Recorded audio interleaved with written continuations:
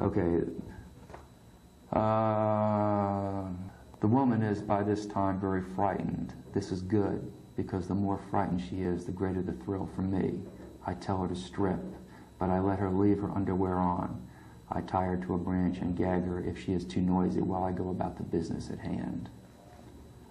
And then I'm skipping to another part, so there's a break here. I arrange the rope and the noose, and I dress the woman in the white shroud, place the pillowcase over her head, and then, if I feel like it, sit down and entertain her with a bit of my conversation. Terrorize her.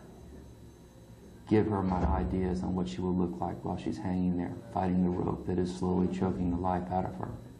Make it as real as possible for her, so that she is petrified with fear.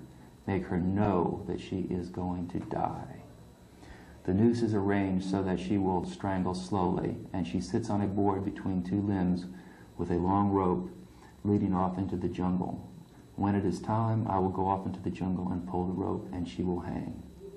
Then I will go home and have something to eat, and bright and early the next morning I will be out hunting.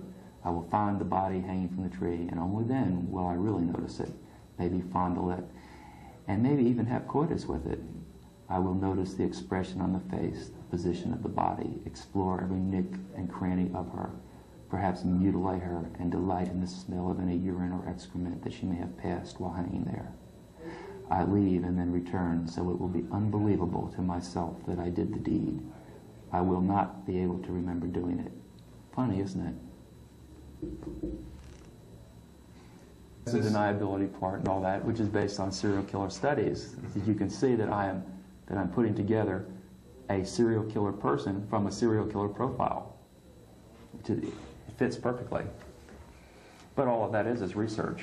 I mean, that's going to the library and spending time studying books about criminal mentality. Well, I think it's very valid. What's written is valid. And the more they learn about serial killers, the more they see that this fits a lot of what people do, especially the part that you mentioned about the deniability, right?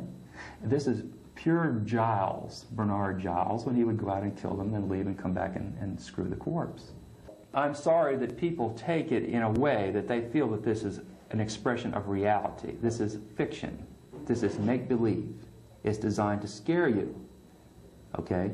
So I'm sorry that I wrote it and that people have misinterpreted what has been written and trying to say, no, this is not fiction, this is reality. Because it's not reality, it's fiction. And it's just as valid fiction as anybody else who writes good, scary stuff. That's scary. At least it scares me. Doesn't it? Isn't it scary? Okay. She may be revived before death, desirable, and subjected to further indecencies. After death has occurred, the corpse should be violated, if not violated already. The body should then possibly be mutilated and carried to the grave and buried. All identity papers should be destroyed and the place of execution dismantled. This was supposed to be the perfect crime type of scenario that the ghoul would use in order to remain unapprehended. They went out and they made a video after they took my stories, okay? And they read the stories. They went and got these girls from wherever they lived up north in Michigan, I think it was, and brought them down here and used my stories to make a video. It was not a valid reenactment.